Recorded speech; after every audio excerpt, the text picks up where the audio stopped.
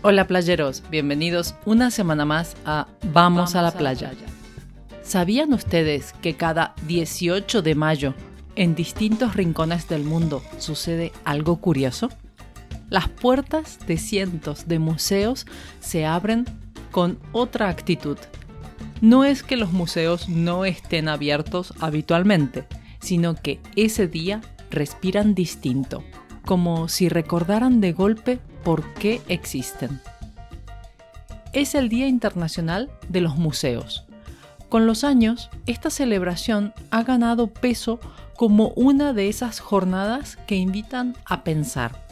Pensar en el pasado, pensar en la memoria, pensar en quiénes somos y qué hemos decidido conservar. La celebración nació en 1977, impulsada por el Consejo Internacional de Museos, conocido como ICOM, por sus siglas en inglés. La idea surgió en una época en la que los museos comenzaban a redefinirse. Habían sido durante mucho tiempo depósitos de belleza, vitrinas de poder o símbolos de prestigio nacional. Pero hacia mediados del siglo XX, el mundo cambiaba a toda velocidad y el papel de los museos empezó a moverse también. Ya no bastaba con mostrar objetos antiguos y decir «esto es arte» o «esto es historia». Se empezó a comprender que los museos no eran meros almacenes de cosas viejas, sino laboratorios de identidad, de política, de memoria y también de futuro. Lo curioso es que, aunque usamos la palabra con familiaridad, la idea de museo es relativamente reciente si la comparamos con la larga historia humana. Claro, existían colecciones desde tiempos antiguos. Los emperadores chinos, los faraones egipcios o los sabios griegos acumulaban objetos de valor simbólico o científico. Los faraones egipcios decidieron reunir el saber universal en todas las disciplinas y preservarlo para generaciones futuras. Durante siglos, las colecciones estuvieron restringidas a reyes, nobles y clérigos.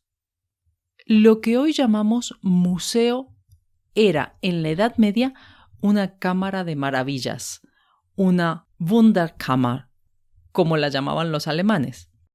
Habitaciones atiborradas de esqueletos de animales extraños, piedras que parecían tener alma, fetiches africanos, dientes de dragón, que en realidad eran de tiburón, y otros fragmentos del mundo conocido y desconocido.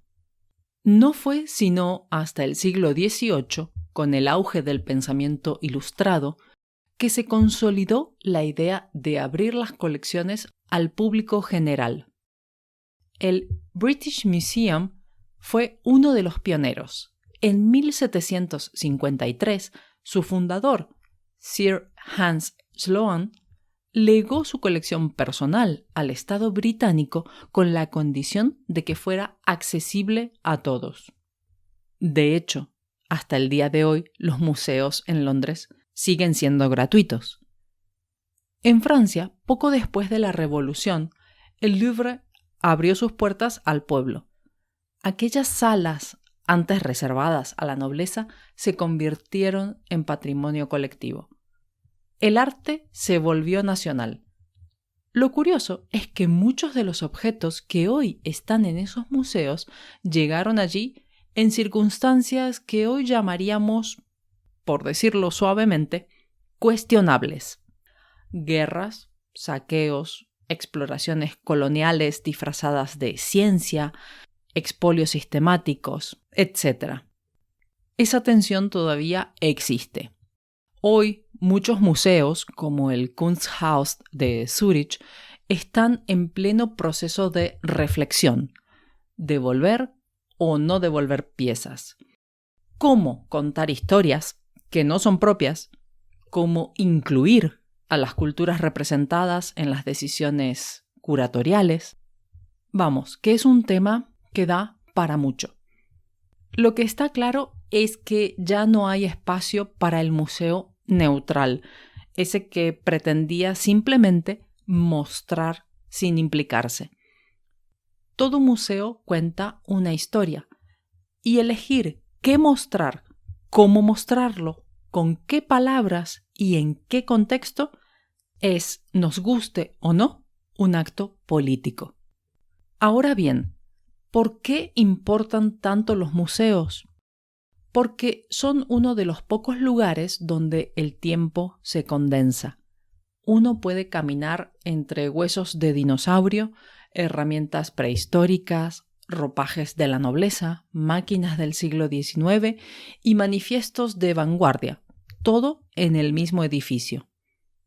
Es un viaje sin necesidad de moverse en el espacio, pero sí en la conciencia. Los museos educan, sí, pero sobre todo provocan. Ponen frente a frente a generaciones que jamás se conocieron y que, sin embargo, dialogan.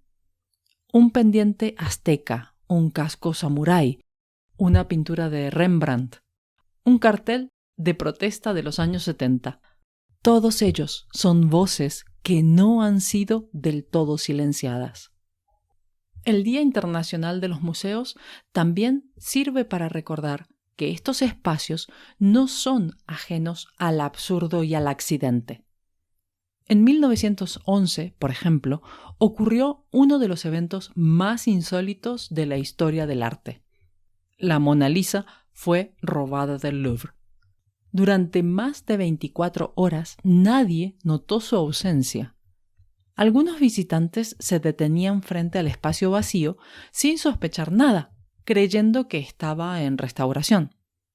El ladrón, Vincenzo Peruggia, un patriota italiano, quería devolver la obra a Italia, creyendo que había sido robada por Napoleón, aunque en realidad Da Vinci la había llevado él mismo a Francia. El robo la convirtió finalmente en leyenda. Hasta entonces, la Mona Lisa era famosa, sí, pero no la pintura más conocida del planeta. A veces la fama se construye también con ausencias. En otra ocasión, en el Museo del Prado, el escritor Jorge Luis Borges, ya ciego en su vejez, pedía ser llevado por los pasillos al azar. Decía que aunque no podía ver las obras, podía oírlas. Según contaba un guía que lo acompañó varias veces, Borges se detenía frente a ciertos cuadros y murmuraba: «Este me recuerda a un sueño que no tuve». Para él, el museo no era solo un lugar de contemplación visual, sino una red de símbolos, casi como sus propios cuentos: laberintos, espejos, tigres. Todos los museos tienen su encanto y más de uno nos sorprende. En Japón hay un museo dedicado exclusivamente a piedras que parecen caras humanas. En Croacia, uno exhibe objetos donados por personas que acaban de terminar una relación: peluches, cartas, billetes de avión.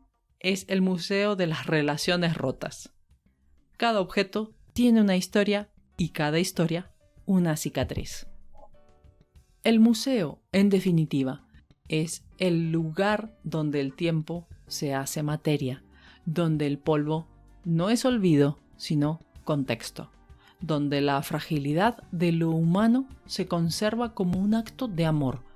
Y el Día Internacional de los Museos no es una fecha fija en el calendario para cumplir con una agenda institucional.